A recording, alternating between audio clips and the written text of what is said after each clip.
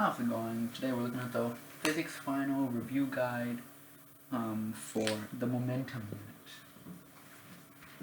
Really, it should be momentum and impulse unit. Right? And those are the three main equations we're going to use. And a lot of these questions are multiple choice, so again, I'm just going to do all of the momentum questions at once. Excuse any background noise. Number one, in a perfectly elastic collision, a momentum is conserved and kinetic energy is not. B, kinetic energy is conserved. Momentum, which I'm just going to write mv, is not, because it is momentum. See? Momentum and kinetic energy are both conserved.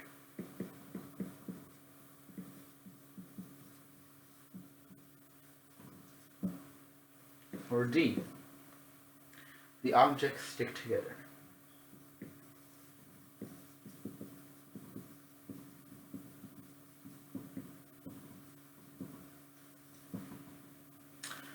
Now, the question asks, basically to define a perfectly elastic collision.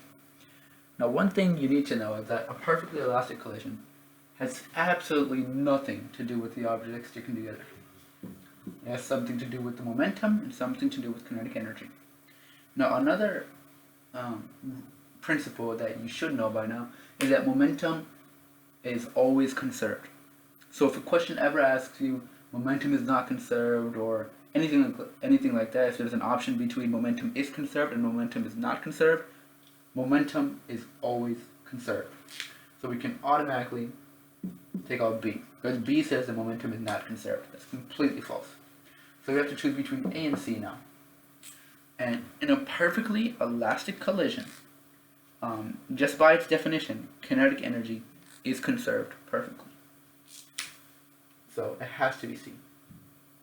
You know, there's not much explanation I can do besides the fact that the perfectly elastic collision, by definition, means that kinetic energy is completely conserved.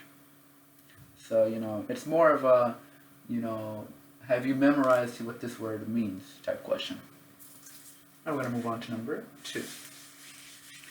Now, you know, I might not write out every single option, because that would be extremely time consuming, especially for some of these questions. I mean, it's fine though for these ones.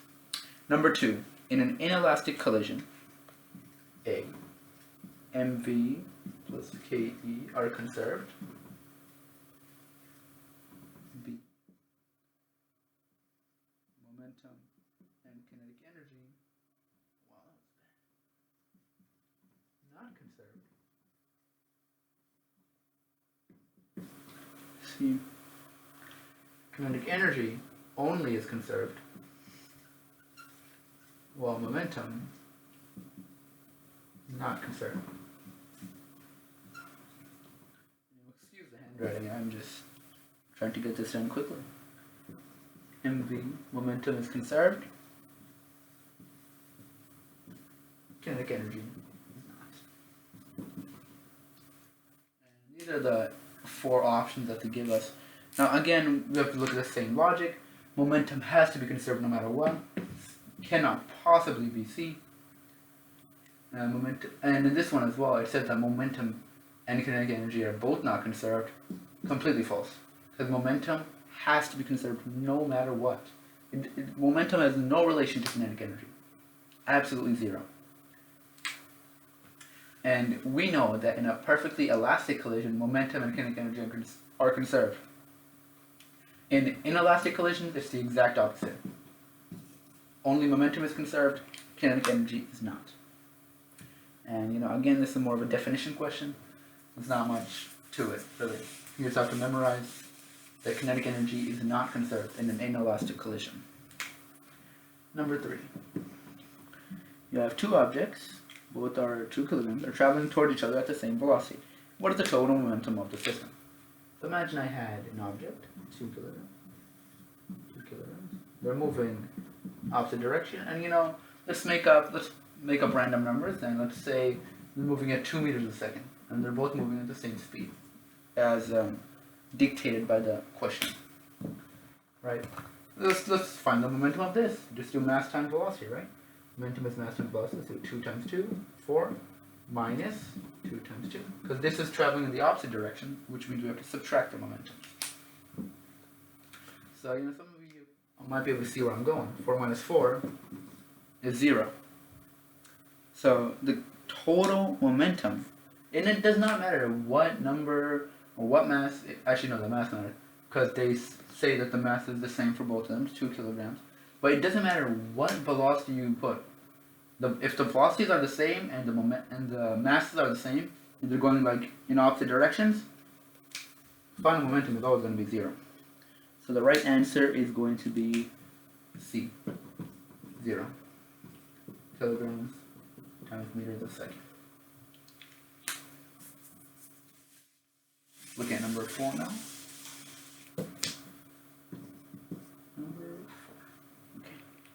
An object with a mass of 6 kilograms traveling 10 meters a second west will have a momentum of. Now this is where I could be wrong, right? So with these review guide questions, always take my answers with a grain of salt, especially because I don't have like an answer key to double check my answers with. However, I know that usually direction is to the right. Whenever something is moving towards the right, it's generally considered positive. Whenever something is moving to the left, it's generally considered negative velocity. In this question, an object with a mass of 6 kilograms is moving west. So it's moving to the left 10 meters a second. And finding the momentum for this is, pretty easy. Momentum is mass times velocity. We're going to do mass times negative 10. Right? And the reason I'm doing negative 10 is because it's moving in a negative direction. There's not really much else I can say about that, because at least that's what I'm assuming, right? I'm assuming that I'm assuming that the right direction is positive and the left direction is negative, just based on all the physics problems I've done. That's usually what the problem requires.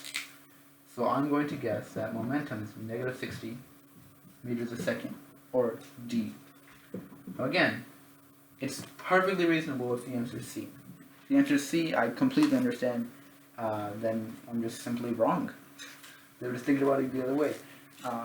I would like this problem to probably add, 60 meters a second west or 60 meters a second east, because this is negative 60 meters a second east. Right? That's the full answer. Or it could be 60 meters a second west. But the problem doesn't specify what direction, it just says meters a second, kilograms and meters a second, which is not helpful for me. So so I think it's D, but take that with a grain of salt. It could also be C. Let's go to number 5.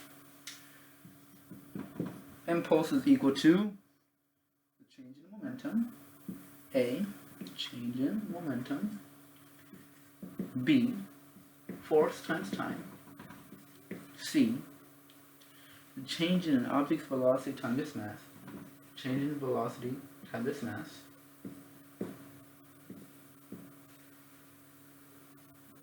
Or D, all of the above.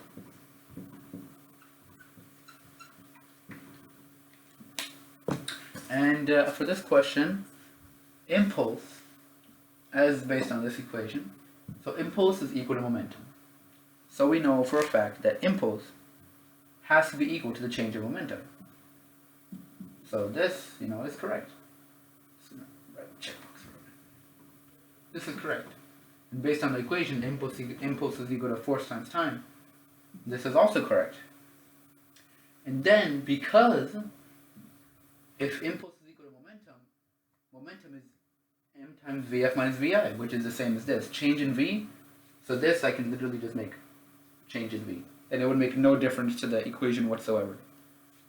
So C is also correct, which means we're just gonna pick D. that all of the above is correct. That's how you do number 5. Again, a lot of these are like conceptual understanding type questions. Number 6. When jumping from a height, a person bends their knees to A. Decrease their mass.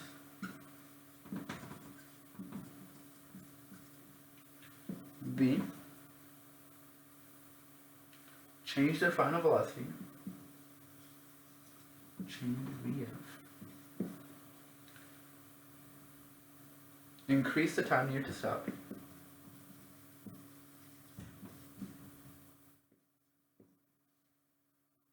Decrease the distance over which the force is applied. Decrease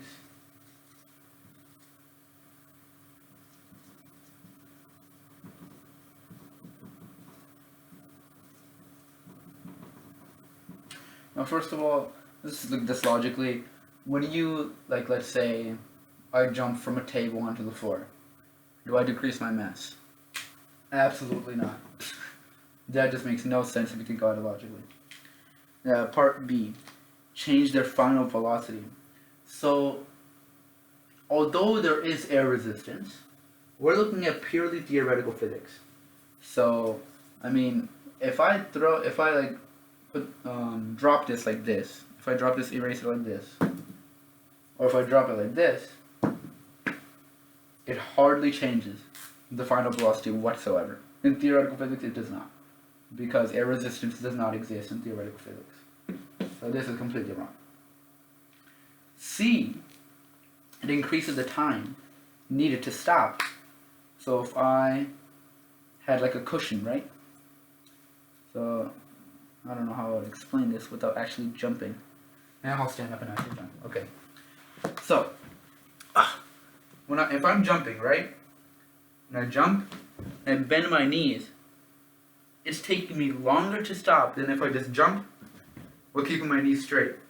Right? You can actually feel the difference in your legs. Like your legs will lock up and you can feel the difference. So yeah, the time needed to stop actually does increase when you bend your knees. And that's why humans do it, to decrease the force, right? Because the longer time, that's why airbags work. Because airbags slow down the time needed to stop. So that's why the force is less then. So C, so far, seems right. D, decrease the distance over which the force is applied. Now, that makes absolutely no sense whatsoever. Because if I'm jumping off a table, or if I'm jumping off a table and I bend my knees, if I jump off a table without bending my knees, guess what? I'm still jumping off a table. I'm still jumping off the exact same height. So this has little to no effect on anything. So the only answer is C. It increases the time needed to stop.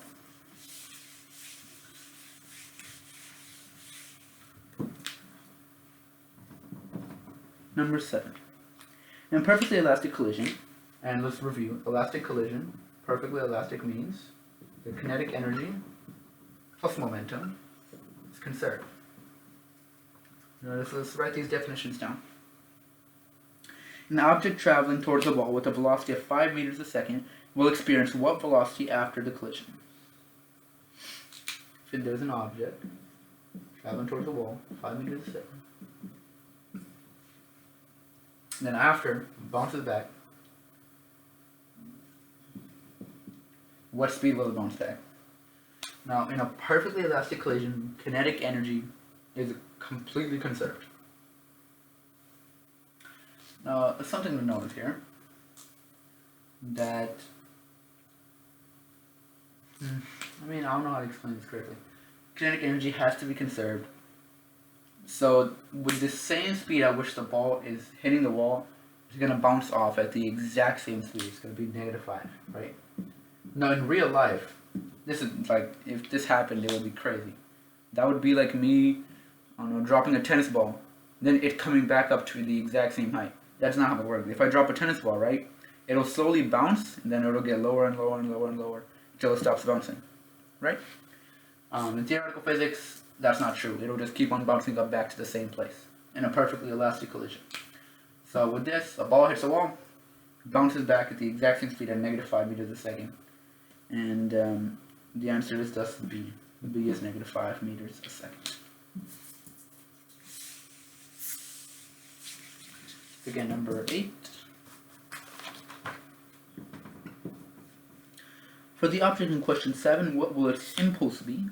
So if the object in question 7 has a cage mass of 1 now, and a speed of 5 meters a second.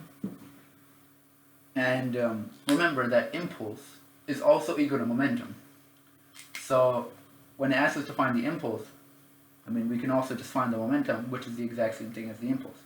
So I'll plug it into the momentum equation, mass times velocity, 1 times 5. And it's going in the right direction. So it's going to be 5 kilograms times meters a second. And that's going to be,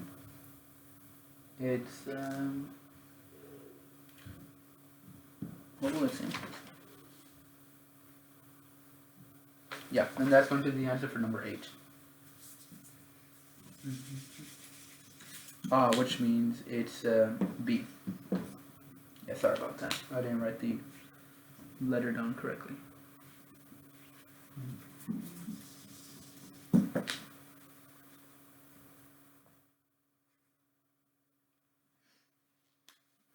So let's go to number 9. I need some water. During a collision between two objects, total momentum is conserved. The total momentum is not conserved. See, and momentum is only conserved if they are traveling in the same direction.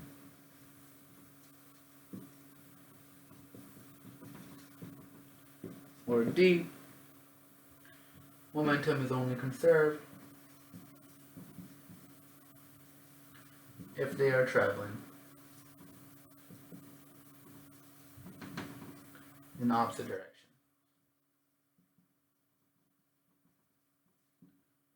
Okay. Now, I explained this before, the momentum is always conserved. So, you could automatically rule out this, momentum is not conserved. Momentum is only conserved in the same direction, automatically ruled out. Why? Because momentum is conserved every single time. No matter what the problem is, momentum is always conserved. It does not matter if it's theoretical physics or practical physics. I don't know what the opposite would be, practical physics, I guess. Either way, momentum is always conserved. You are never ever losing momentum. In practical physics, sometimes momentum is dispersed. Like momentum, you will never ever lose it. It's always conserved. So the answer is A for number 9.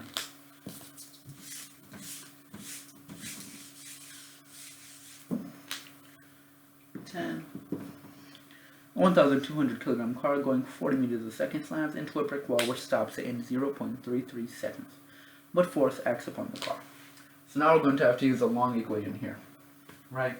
Because we're given M, we're given V, we're given not F, and we're given T. So after the question mark, T is 0.33, V is 40 meters a second, mass is 1,200. Let's plug that in. 1,200 times 40 meters a second. And the car stops. So we're going to do VF minus VI. So because it stops into a brick wall, it's 0 minus 40, which is equal to a fourth times 0.33. Let's plug that in. So 1,200 times negative 40 divided by 0.33. The fourth is negative 145,000 newtons. And the The reason why, like on your calculator, it'll give you a number negative 1,454, negative 1,454. Oh shoot, negative 145,454 newtons, right? That's the number your calculator should give you, but there's a thing called sig fig, significant figures in physics. I haven't really mentioned that much because at least on our like final exams and tests and stuff, it doesn't really matter. But on these multiple choice questions, they rounded all the answers to significant figures, which is why it's negative 145,000 newtons. And I really don't want to like delve deep into significant figures. It's kind of a lengthy topic. It should take us all like 10 minutes to cover. I don't want to do that in the middle of this section. Now we're going to start with the short answers. Number 11. A 0.8 kilogram object going west at 2.9 meters a second. So we're going to do 0.8 going west at 2.9 meters a second. Collides with the 1.8 kilogram object traveling 4 meters a second north. So I've kind of messed up the diagram already. So I've said previously in the web assignment video that I always draw the second direction arrow first. So I'm going to draw the object going north first. It's a 1.8 kilogram object and 4 meters a second first. And then I'll draw the other arrow the other object going west. And then I'll draw the hypotenuse. And that's how I would draw the triangle. And then that's going to be a 0.8 kilogram object. No. Is it 0.8? This is 1.8. And this is 0.8. Going at 2.9 meters a second. So we have to find the momentum of each side. So we can find the total momentum of the entire system. 0.8 times 2.9. This is equal to 2.32 kilograms times meters a second. I don't know if I've been writing the units down, but I should have been. If I have not, then I have to do 1.8 times 4, which is 7.2 kilograms times meters a second. Then I should write one more formula actually. Pythagorean theorem, a squared plus b squared is equal to c squared. That'll give me the side length of this. I'm going to do 7.2 squared. Let me write that down actually. 7.2 squared plus 2.32 squared is equal to c squared. C here as well. Plus 2.32 squared. And I get C is equal to 7.564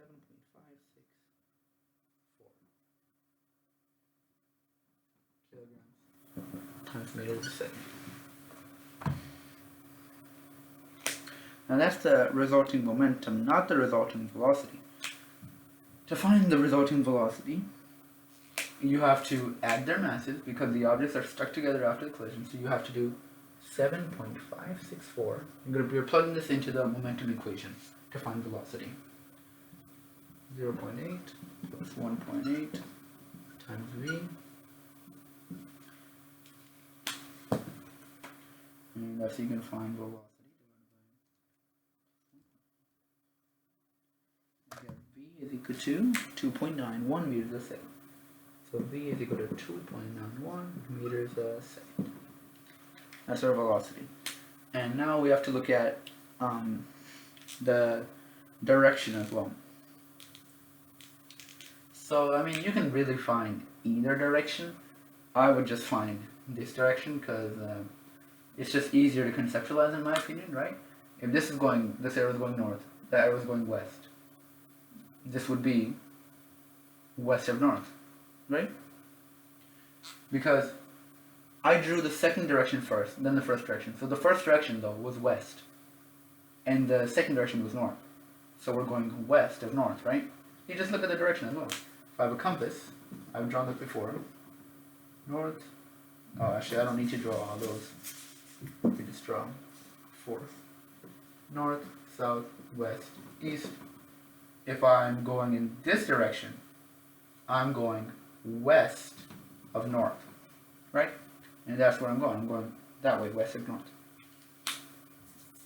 So you can draw a compass, obviously, every time. If you're very confused, like you can draw a compass and double check every time. So we're going to use some trigonometry. I've used similar trigonometric methods in my WebAssign video, so I'm not going to take too long explaining this. Tangent theta is equal to the opposite over adjacent. So that means tangent theta is equal to opposite, which is opposite of this angle is 2.32. 2.32. I'll draw this as theta over 7.2. I do 2.32 divided by 7.2. I get 0.322 repeating. And that's the repeating symbol. Right. Now, to get theta by itself, I have to divide by 10, which is the same thing as multiplying by, which is the same thing as 10 to the negative first power.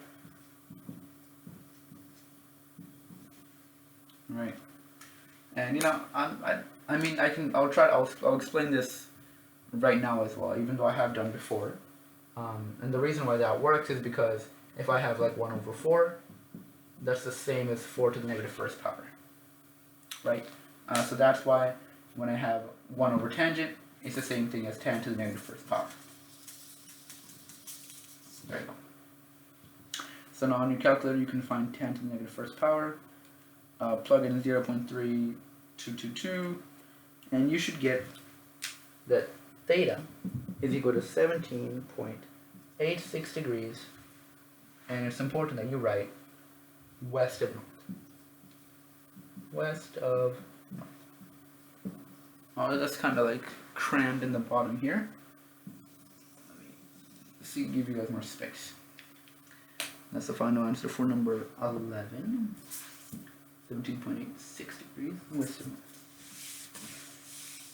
Number 7, I mean number 11.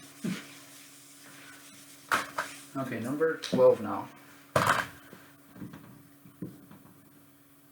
35 kilogram man runs east 8 meters a second towards a 75 kilogram man running west at 2 meters a second after they collide head on. 35 kilogram man is still on backwards at the velocity of 2 meters a second. Okay, I see. So we have a 35 kilogram man. I am not very artistic, so I'm not even going to try to draw a human. At most, I'll draw a stick figure if I'm like really feeling it today.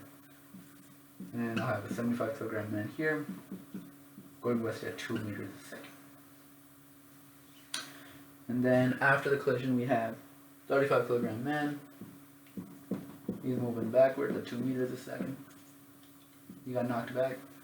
And the 75 kilogram man, we don't know what direction he's going. Right?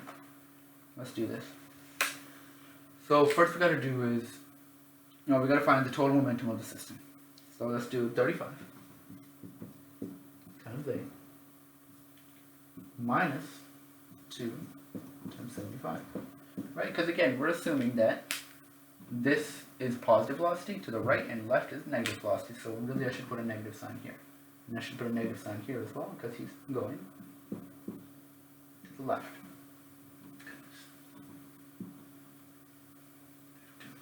There you go.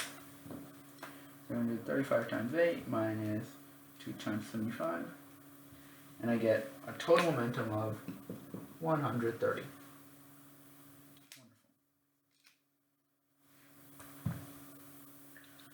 Now, you get 130 kilograms times meters a second.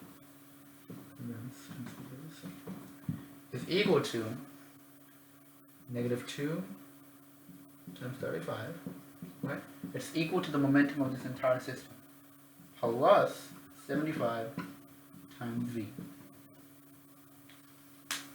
So it's equal to the momentum of this plus the momentum of that. So negative 2 times 35 is negative 70. And if I add that to the other side to solve for v, so I'm going to do 130 is equal to negative 70 plus 75 times v. Right? I'm going to add 70 to both sides. I'm going to do 200 is equal to 75v. 200 is equal to 75v. And I just solve for v, and I get velocity is equal to 2.667 meters a second. There you go. And make sure we have the speed and direction.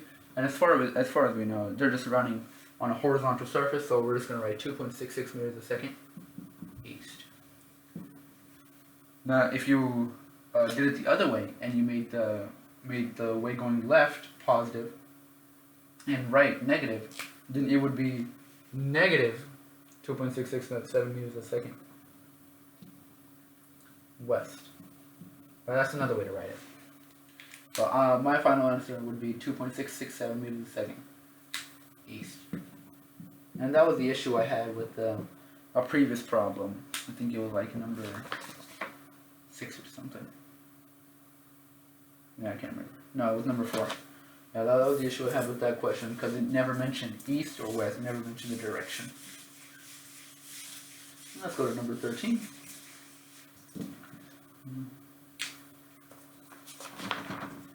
We're almost finished. Oh my god, this video is half an hour long. Damn. Hope you guys are not falling asleep. Number 13. A stationary gun, bullets included, has a mass of 2 kilograms. When it is fired, it can propel a 0.004 kilogram bullet with a velocity of 110 meters a second.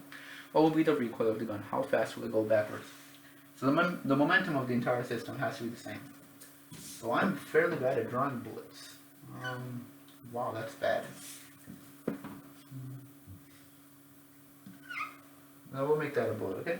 0.004 kilograms, maybe that's its mass. Its velocity is going to be 110 meters a second. The total momentum of the entire thing has to be conserved. 0.004 times 110.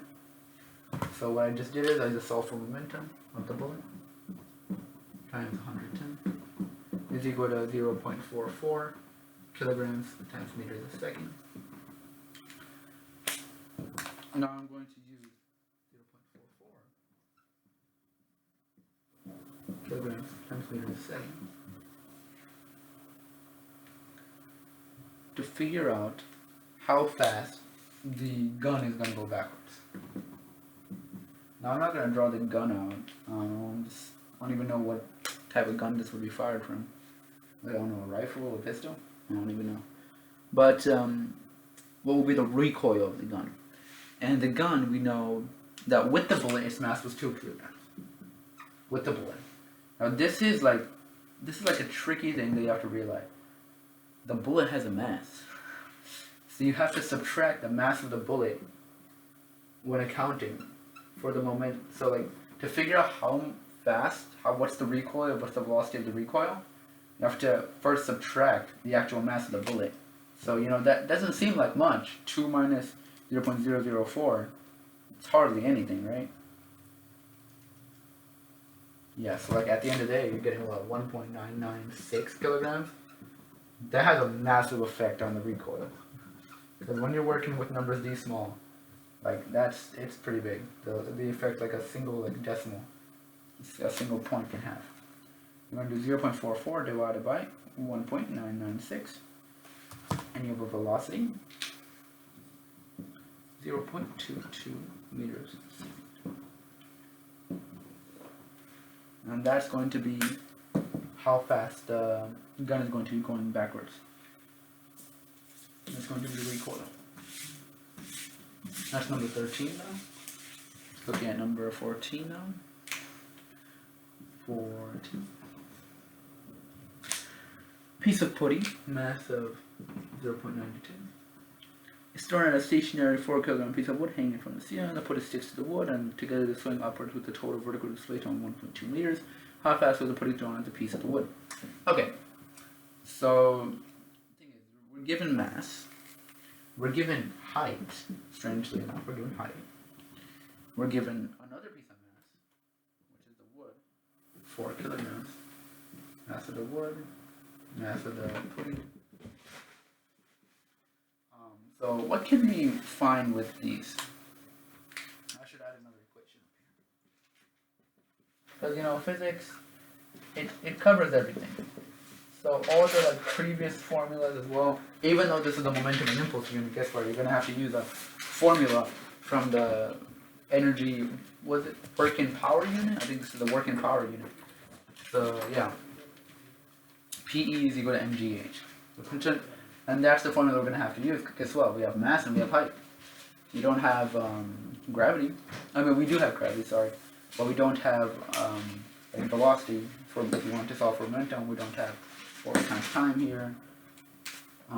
So yeah, that's why we're going to have to use PE is equal to mgh. And because the piece of wood swings upwards 1.2 meters when the mass of the wood and the mass of the putty are combined. So you have to actually add them up. You have to do 4 plus 0.97. Because you have to remember, the putty is stuck to the piece of wood. Oh, 0.92, sorry. 0.92. So 4 plus 0.92 times 9.8 times the height, which was 1.2. Because it was a vertical displacement, so I can just make it height. 4 plus 0.92 times 9.8 times 1.2, and I got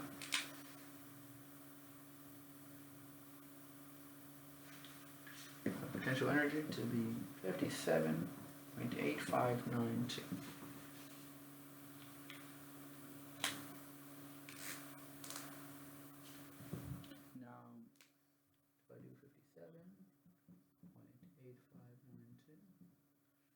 As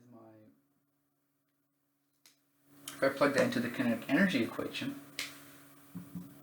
1/2 mass of the putty, because we're trying to see how quickly it was thrown. I'm going to use 0.92, not the mass of the wood, times velocity squared. And the reason why I'm doing that is that the tip of it, the reason why I'm doing that is because when the wood comes back down, it's going to have only kinetic energy. So right now the wood, it got hit up, then it's going to swing back down, and it's only going to have kinetic energy, and that kinetic energy will be the same as its potential energy. And that will allow us to find velocity. Multiply by 2, divide by 0.92, square root, and our velocity, V is equal to 11.22 meters a second. Now this question here, we're to double check something. Okay.